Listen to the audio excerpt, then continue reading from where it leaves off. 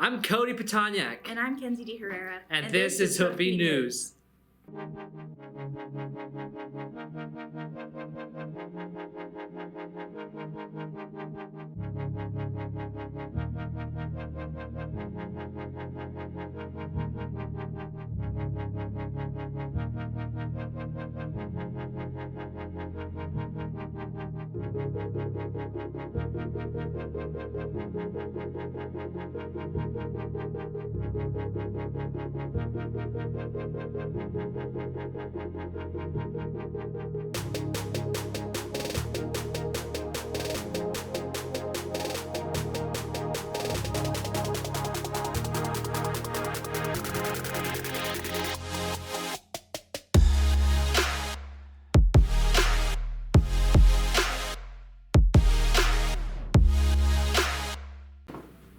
Today is Tuesday, February 27th. To start off this broadcast, Trenton has a story on FFA week that just happened. Last week was FFA week, and here's what Brody Smith has to say. My name is Brody Smith. So FFA week, it's celebrated nationally through the FFA organization, because the FFA organization is a national organization, so it's throughout the whole entire United States. And we just celebrate FFA, so this actually started last Saturday, I think, and ends actually today on Friday. And it's just a whole week just to celebrate FFA. And the National FFA has things that FFA members could do, post pictures of sunrises and things like that. So this year, we didn't have a lot of things on each day. But for example, we had the tractor parade on Wednesday and then teacher breakfast today.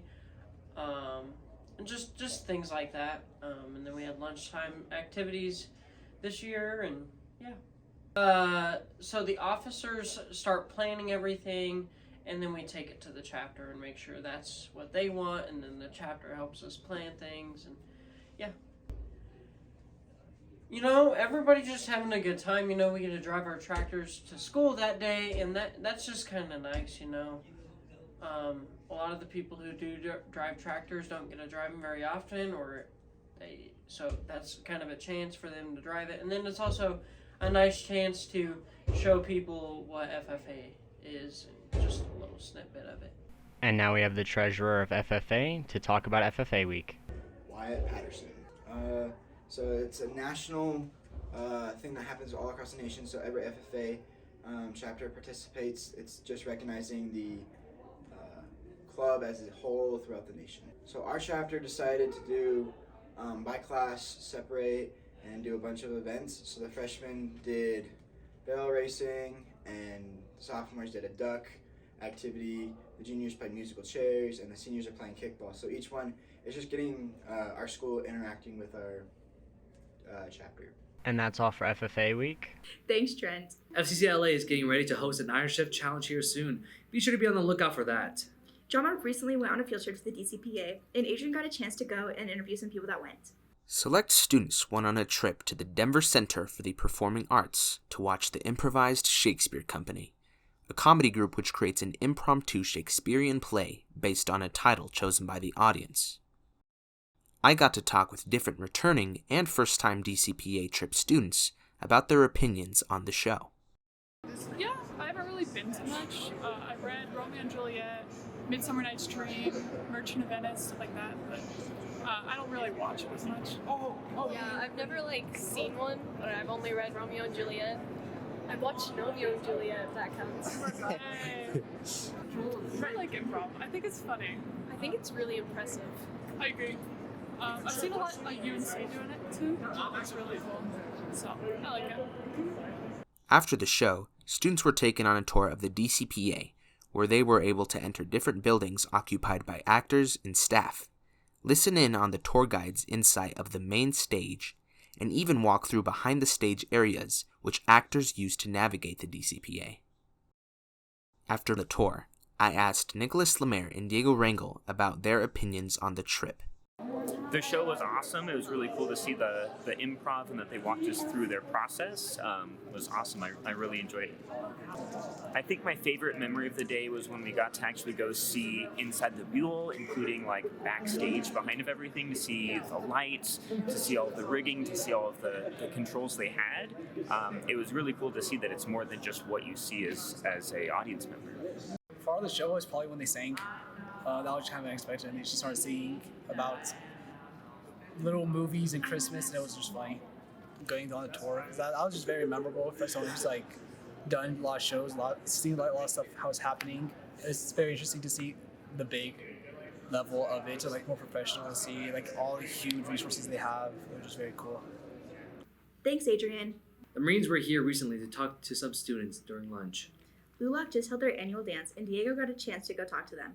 LULAC just held their annual winter dance Saturday, and here's Daniela to tell us a bit more. We're planning the dance for since November because we want to like get started, and we want to make this like a cultural thing for our school, and just like it's annually, so we want to make it better every year. It brings us closer like together as a group, and like mostly like people that are trying to join or like want to join, it like makes them want to join too.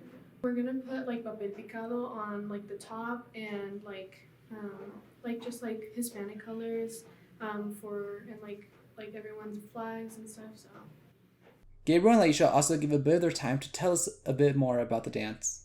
I'm most excited about seeing how many people actually show up. I feel like in the past years we've had like very little like students come, and since we actually advertised it this year, I'm excited to see who actually comes and who has fun. I feel like the dance, a lot of the dances that we already have, I feel like it doesn't really highlight like Hispanic culture and Hispanic music, just because I believe there's a big chunk, I want to say 50, but I'm not too sure, but there's a big Hispanic population at our school, and I feel like although we're like pretty big and we're pretty prominent, we don't get that much representation when it comes to dances, such as things like music, like our culture. I feel like it's not really celebrated. So I feel like this dance is able to highlight all our culture and highlight our music, and really like gives people another lens to look at Hispanics through. The hardest thing about this dance has been trying to advertise it, I think, because we've had like a hard time trying to make people aware of the dance itself, since in the past years, like we just put a flyer up and we called it good, but now we're like we put it in announcements, we send out reminders, we have our own stories, so we post it on there, and I feel like just trying to get students to come is probably the hardest part. I feel like the reason why this dance is still up and it's still running is because a lot of students look forward to the dance and being able to dance, have their little boots on, like just by that, like I feel like everyone looks forward to it, and I feel like in the past years it really hasn't been a big thing. So mainly to like the juniors, seniors, they really haven't experienced something this big. So I feel like that's us officers we've been trying to work on, is like she said, like advertising and really like make people excited for it, and I feel like that's why it's still around. Thank you to those who attended, and if you didn't, you should think about going next year. Thanks, Diego. Last week, a few students in the HST program went to HOSA, and a few scored top 10 on the test. This goes a few teachers as part of our cultural program, and Yangzon is one of those teachers. Lupe got a chance to interview her. This is Mary Yangzon, and here's more info about her.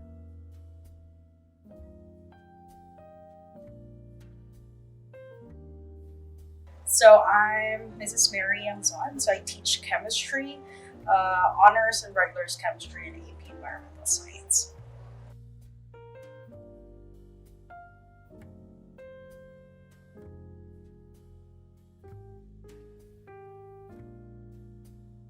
Oh, so I'm originally from the Philippines, so I'm one of the teachers who are in an exchange program from the Philippines, but I'm currently staying or residing here in Thornton.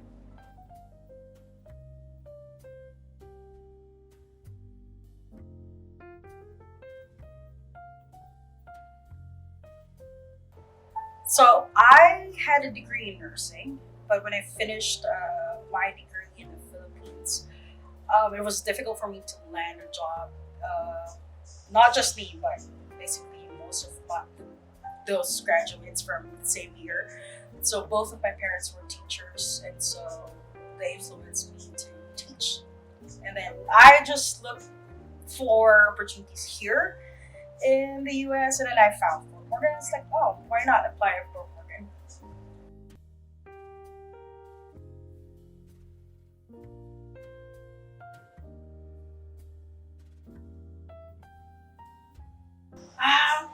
I just expect students to do their assignments and just make sure they get the credit for the class. I mean, not all, let's just say chemistry. Chemistry is not everyone's cup of tea, but if you need it for your science credit, then just do your best and they get the credit for the class. Do your assignments, be here on time, be present in class. That's it. Students, most of the time when I ask them at the beginning of the year what they expect from me, surprisingly, they always ask teachers to be patient to them. Probably they already know that teachers need to be patient with them. Thank you, Ms. Yangzon. Thanks, Lupe. FMHS music departments had their annual collage concert, a compilation of student-conducted musical groups which perform a song chosen by its members. Great job to all of those who participated. Lastly, Ozias got the opportunity to talk to Gale, our head of the cafeteria. We have Gale Winchhammer, the kitchen manager of FMHS. Let's see what she has to say. My job as kitchen manager is to get all the food ordered, check it in when it gets here, make sure everybody's here, keep them on task, line up the jobs for the day for everybody, just to run the kitchen. I've been with the school 19 years. I've been in my position 10 or 11 years, maybe 12. So on a day-to-day, I usually come in and open the kitchen up, get everything started, get breakfast going, start lunch, decide on what the alternatives are, get everybody lined up for their job for the day, and help out wherever they need help inside the kitchen. Knowing how many kids to expect for breakfast and lunch to make sure I have enough food to keep everybody happy. Seeing the kids grow from freshman to senior year, and just seeing how they come to appreciate things more when they're a senior compared to a freshman. Next we have Denshia Kudron for her thoughts on Gale. Let's see what she has to say. I actually know Gale from like way back. Like I've known her my whole life. And then when I started working at the high school, she was a cook here and we just reconnected. She makes sure all the kids are fed every day and she probably does all the orders and all of that kind of stuff. And then she just goes above and beyond with everything she does. Last year, it was actually her idea to start the prom dinner. And she was in charge of getting all the food for that, and she organized the cooks for it, and she just made sure that the kids that decided to do the prom dinner had a really nice dinner for that. But she basically does all the cooking stuff and makes sure that we have a good meal every day. I love her. She is the perfect amount of fun, caring, loving, all of those things. I truly believe like her heart is involved in this school, and she cares so much that the kids all eat every day and nobody goes home hungry, and that they like the food. She truly cares about the food. You know, I know there's sometimes that school lunches can get a bad rap, but I feel like she truly cares, and every day she cooks the meals just like she would at home, and that she loves the kids, but she also loves to joke around about them. She's just the perfect person that we need at FMHS, and we're lucky to have her. If you see Gale in the comments, make sure to tell her and the other lunch ladies thank you. Thanks, Ozias, and that's all the time we have for this episode. For all of us at Hoofbeat News, have a great week, FMHS.